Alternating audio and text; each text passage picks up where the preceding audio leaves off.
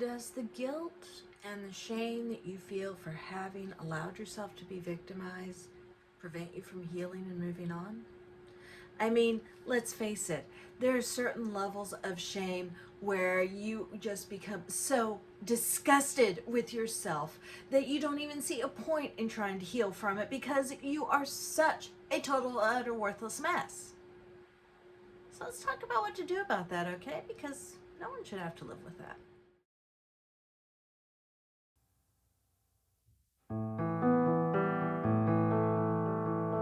I'm Marna, and thank you for joining me.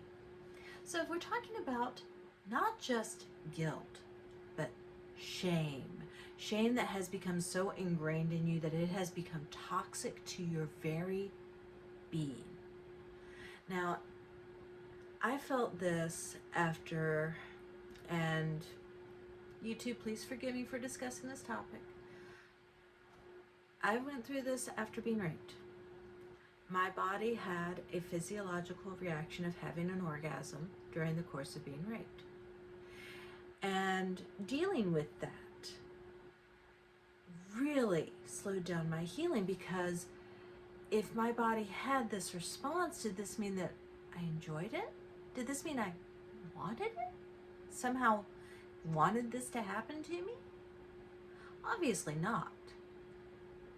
But the physiological response of my body to what happened felt like my own body had betrayed me as much as this person that I had previously trusted had.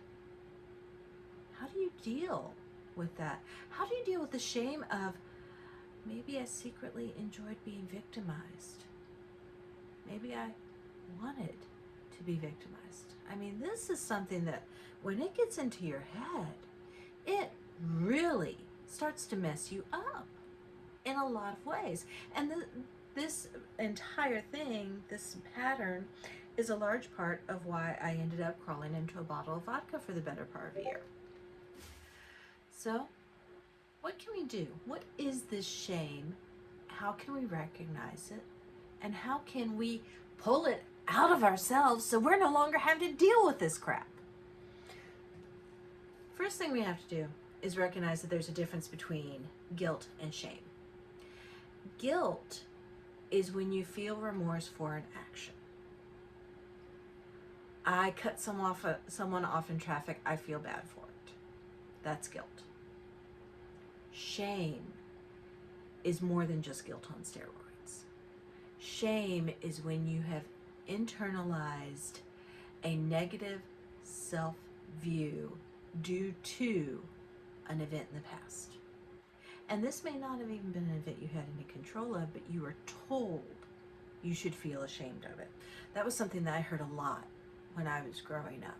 You should be ashamed of yourself for even thinking that. Did you hear that? You probably did. How many times were you told you should be ashamed of yourself? And how often did you take that negative belief and internalize it? How often did you let that horrible sentence cut down any sense of pride you had in yourself? How often did you let it destroy your sense of self-worth? I mean, particularly when we're kids, we don't have the filters to be able to protect our subconscious selves from these really damaging concepts. Shame becomes toxic when it contaminates the way that you see yourself. When you believe that you are a shameful creature, when you believe that you deserve to feel ashamed, that's when it's become a toxic thing. And that's when it really needs to be forcibly removed. And this is not easy. So let's talk about where all this comes from. I mean, disapproval, disappointment, these are all just normal parts of life. And we have to learn to deal with it. But when people stop disapproving of our behaviors and start disapproving of ourselves as people, that's when you become painfully vulnerable to the words that are being said to you. You end up feeling inadequate. You end up feeling like you're unworthy of being loved or of being accepted. And you frequently see this pattern in people who have been through abuse, neglect, people who had emotionally distant parents, people who grew up in repressive societies. You'll see all of this developing at an early age and being internalized. When you are ignoring your physical and emotional needs so that you can fit in, you start thinking you don't belong, you don't deserve love, you don't deserve affection. And the younger you are when you start internalizing these beliefs, the more damaging they are to you and the harder they are for you to root out. Now, toxic shame can also develop in adulthood if you make a mistake and it just kind of worms its way into your brain. I know one thing that I felt horrible shame for years was when I was in high school. I wanted to change a dollar bill so I could use the Coke machine that only accepted quarters, and I cut in front of someone else at the Coke machine that accepted bills, and then it wouldn't give me change. It would just kept spitting my bill back at me. And I had nightmares about this for years afterwards because I had done this horribly shameful person of cutting, horribly shameful thing of cutting off another person, keeping them from getting what they wanted just because I was being selfish. Now, I really doubt that anyone that I went to high school with remembers that day. Really. Because events like that happen all the time. But I internalized that guilt and I turned that into shame because it was proof that I was a selfish person, unworthy of being loved and accepted as I was. And I allowed that shame to control my behavior for a long time. It was part of that whole people-pleasing mentality.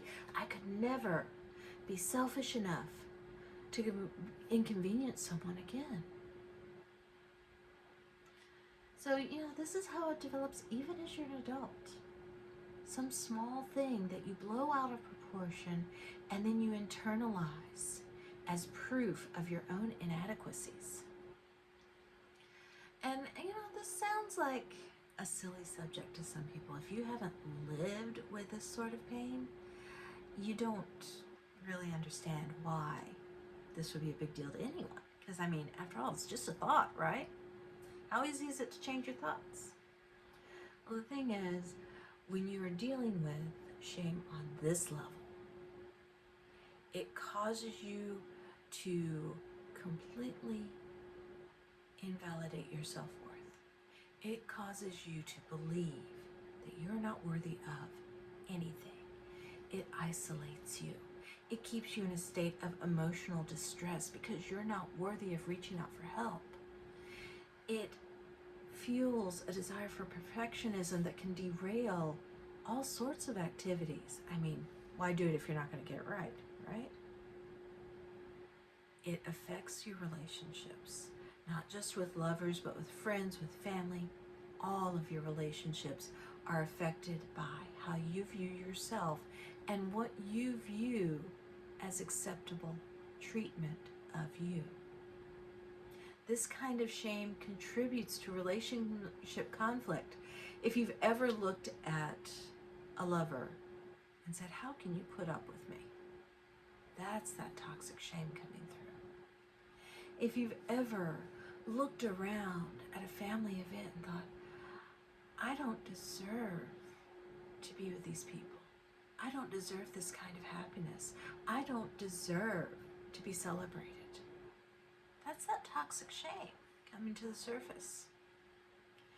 And if you let it eat at you enough, then this shame can lead you to do really harmful behaviors, from drinking like I did, to alcohol, to drug addictions, to self-harm, because you don't believe you're worthy of anything better.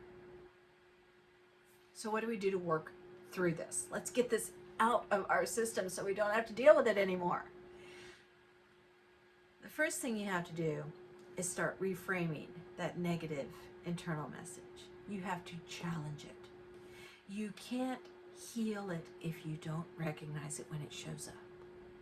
So when you start noticing those self-criticisms coming up, I can't do anything right.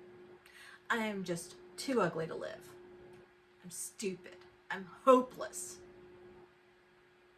Those are toxic shame speaking through you, and you need to challenge these beliefs. They all come from somewhere, but they're not accurate representations of reality. And since they are not accurate, you can begin reframing them, and reframing them from a point of view that forgives yourself for having experienced all of this. You know? When things come up and you start thinking, oh man, my parents always told me I was an idiot, they must have been right. You can start looking at that as, I did not meet their expectations. That does not affect who I am now. You know, when you start thinking, I'm just hopeless. Okay, that's one way of looking at things. Let's look at it another way as well. Maybe you're not hopeless, maybe you're just lacking information. Maybe you're just frustrated and need to take a moment to calm down. Consider evidence for or against these various statements that are coming up. I mean, when you sit there and think, I can't get anything right, I mess up everything. Make yourself stop and say, okay, what do I do right? I make great kids. I am fantastic about being there for people who need me. I can reach out to someone in pain and help them. Those are things that I do right. So obviously, it's not a case of I can't do anything right. It's just the situation I'm in right now. The frustration is showing, and that's allowing the shame to come through, and I need to reframe this way of thinking. That's the level of thought you have to put into it. Every time those negative thoughts pop up, meet them head on, challenge them. Don't let them control you. The next thing you have to do, and this is something that a lot of us have a hard time doing, treat yourself with kindness. Be as lenient of yourself as you are to other people. When you start criticizing yourself, sit there and think, if I were my best friend, what would I be saying? If I were talking to my friend and they were talking about themselves the way I'm talking to myself right now, what would I tell them?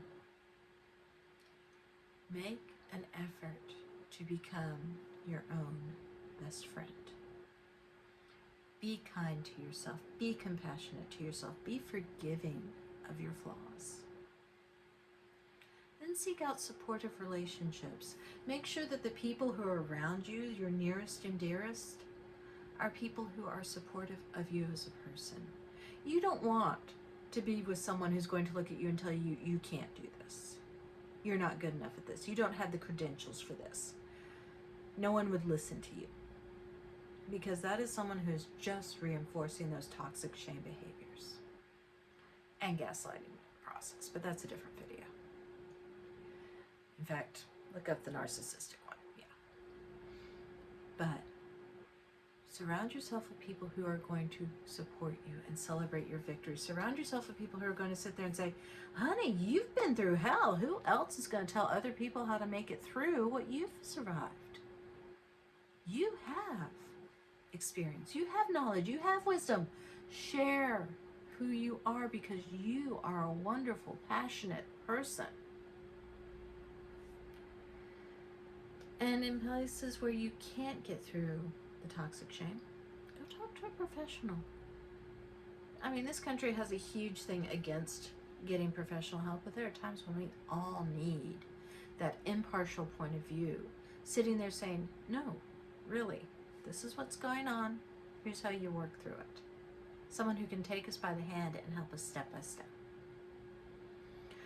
The other thing you can do is inner child work. And if you saw my video from the other day, yeah, do the inner child work, do the shadow work, confront where this shame is sourced. Because once you confront that source, you can start removing it from your life permanently. I mean, the bottom line on this is toxic shame can destroy you. But if you are compassionate with yourself, if you are willing to open yourself up to self-love, you can recover from these incredible levels of shame, even if you've been carrying them for decades. And confronting the shame may feel impossible, it may feel overwhelming, but you don't have to do it alone. Talk to your friends, talk to your loved ones, talk to professional help, talk to people like me. Get the help you need so that you can take the first steps and start seeing the progress you make. I'm Marna. Thank you for joining me, and I will see you in the next video.